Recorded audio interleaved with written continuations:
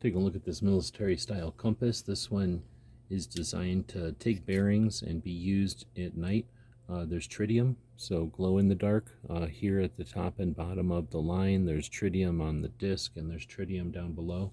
This way you can set bearings at distance using that wire, and then you adjust this down until you see the degrees. I don't know if I'll be able to do this the way the camera angle is, but you get the idea that you'll get this line with that notch, and then you'll adjust this lens until you see the bearing down there. I think I can just about do it at 10 degrees, and then you can push this down. It'll lock the bearing in, and then you can walk.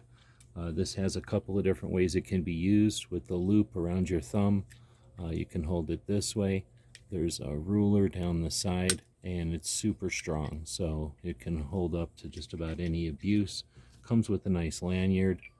Hope this helps.